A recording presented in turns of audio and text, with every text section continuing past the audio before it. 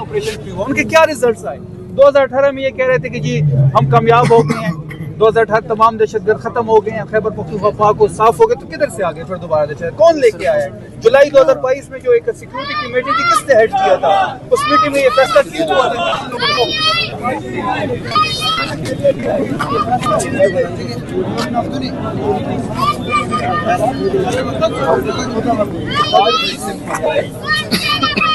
हम ये चाहते हैं कि हम ना किसी मिलिट्री ऑपरेशन को सपोर्ट करेंगे, डे वन से हमारा स्टांस है और आज तक वो कायम है। अगर कोई वहाँ पे मिलिट्री ऑपरेशन करना चाहता है तो ये बदमाशी है।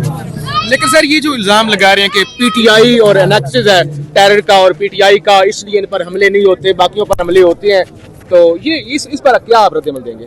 पाकिस्तान के सरजमीन के 1 इंच पे अगर दहशतगर्दी होती है या किसी भी पाकिस्तानी पे हमला होता है तो हम उसकी मजम्मत भी करते हैं और नहीं होना चाहिए। अब ये सवाल तो आप मुझसे क्या पूछते हैं? क्या आप तहरीक इंसाफ वालों को अब मारना चाहते हैं? क्या हमारे लिए कोई गेम सेट हो रही है? क्या हमारी आवाज़ को दबाने की कोशिश हो रही है, या हमारी गवर्नर राज की तरह एक और धमकी दी जा रही है हमें? चलिए सर, आखिरी सवाल, एक सरकारी मुलाजिम एक प्रेस कॉन्फ्रेंस करते हैं, उसके अंदर वज़ीर आला की भी क्लिप चलाते हैं, आपका भी, दीगर वज़रा का भी क्लिप चलाते हैं, इसको क्या मतलब? एक सरकारी मुलाजिम सूबे के चीफ एग्जीक्यूटिव को वो कटहरे में खड़ा कर रहा है। देखिए, इसका मतलब यही है कि ये लोग सियासी हैं, इसका यही मतलब है कि सियासत में इनका रोल है, इसका यही मतलब है कि इस रिजीम चेंज में भी इनका रोल था, इसका मतलब यही है कि ये जो कहते हैं कि हम गैर सियासी हैं, ये खुद पे खुद मोहर लगा रहे हैं कि हम सियासी हैं। पॉलिटिकल और क्रिमिनल नेक्सस है, इस वजह से दहशतगर्दी बढ़ रही है।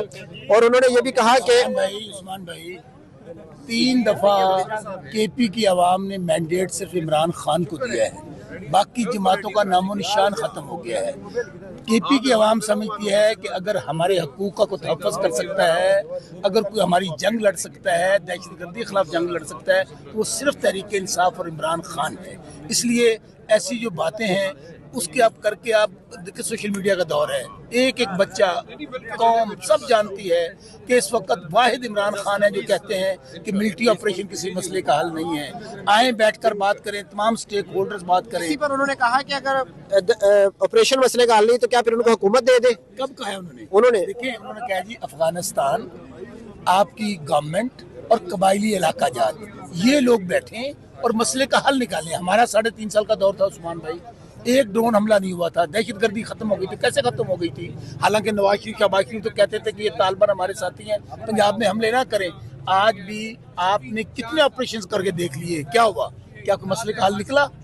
मसले का हल डायलॉग में है। हाँ, जो आपके झंडे को नहीं मानते, जो हमारे तराने को नहीं मानते, जो पाकिस्तान को नहीं मानते, हम उनको नहीं मानते, वो दहशतगर्द है, वो टीटीपी हो कोई और हो।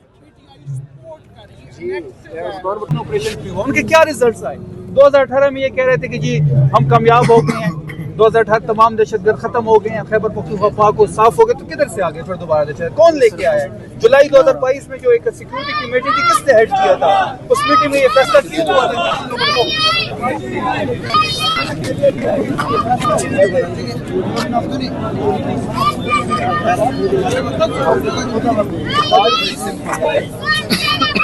हम ये चाहते हैं कि हम ना किसी मिलिट्री ऑपरेशन को सपोर्ट करेंगे, डे वन से हमारा स्टांस है और आज तक वो कायम है। अगर कोई वहाँ पे मिलिट्री ऑपरेशन करना चाहता है तो ये बदमाशी है।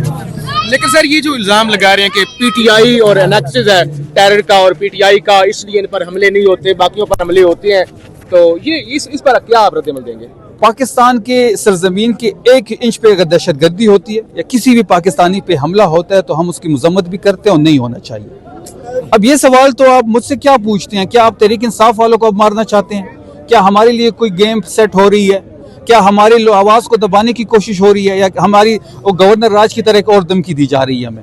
चलिए सर, आखिरी सवाल, एक सरकारी मुलाजिम एक प्रेस कॉन्फ्रेंस करते हैं, उसके अंदर वज़ीर आला की भी क्लिप चलाते हैं, आपका भी, दीगर वज़रा का भी क्लिप चलाते हैं, इसको क्या मतलब? एक सरकारी मुलाजिम सूबे के चीफ एग्जीक्यूटिव को वो कटहरे में खड़ा कर रहा है। देखिए, इसका मतलब यही है कि ये लोग सियासी हैं, इसका यही मतलब है कि सियासत में इनका रोल है, इसका यही मतलब है कि इस रिजीम चेंज में भी इनका रोल था, इसका मतलब यही है कि ये जो कहते हैं कि हम गैर सियासी हैं, ये खुद पे खुद मोहर लगा रहे हैं कि हम सियासी हैं। चलें, बहुत शुक्रिया। Sir, excuse me, sir. We are from Scandinavian News, so my colleague will hold a small talk with you if you would like that, sir.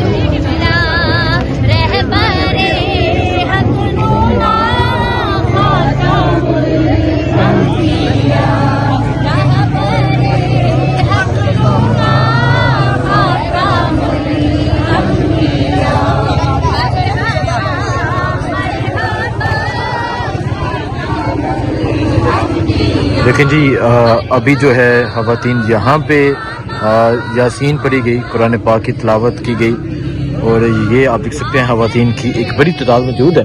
اگر میں آپ کو بتاؤں اس سے پہلے یہاں خواتین موجود تھیں اور پہلے یہاں بیٹھی ہوئی تھیں، اور یہاں ان پہ پانی گرایا گیا، یہاں گندا پانی پھینکا گیا، اور اب وہاں خواتین بیٹھی ہیں، ادھر جو ہے وہ مرد حضرات بیٹھے ہیں۔ پاکستان تحریک انصاف کے کارکنان جو ہیں وہ یہاں پر پہنچے ہوئے ہیں، کشمیر سے بھی لوگ یہاں پہنچے ہیں، پیچھے پنجاب پولیس ہے۔ السلام علیکم جی۔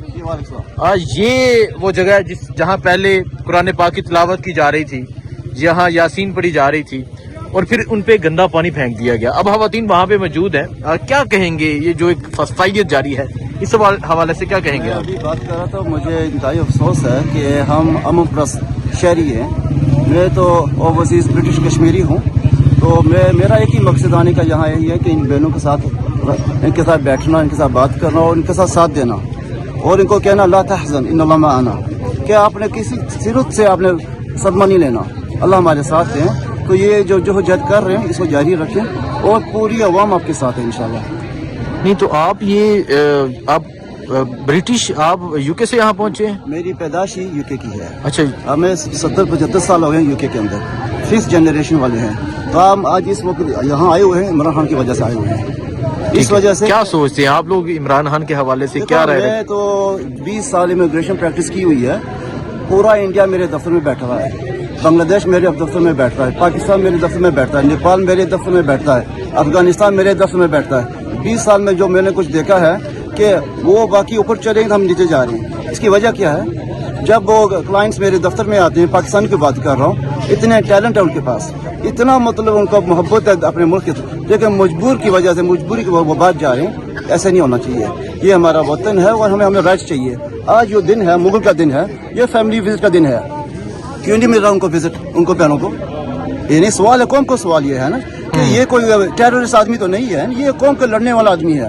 تو ان کو جو رائٹس دیں، اگر ان کو جو کیس بنائے ہوئے ہیں وہی بھی جعلی کیس بنائے ہوئے ہیں، یہ جو لیگل سسٹم ان کو ویپنائز کر دیا، اس کو ختم کریں اور انشاءاللہ اللہ تعالیٰ بہتری کریں گے انشاءاللہ۔ انشاءاللہ اللہ تعالیٰ بہتری کریں گے۔ سو آپ یہ صورتحال دیکھ سکتے ہیں جی، یہ صورتحال ہے یہاں۔ پہلے جو خواتین تھیں وہ تلاوت قرآن مجید جو ہے وہ کر رہی تھیں، اور یہاں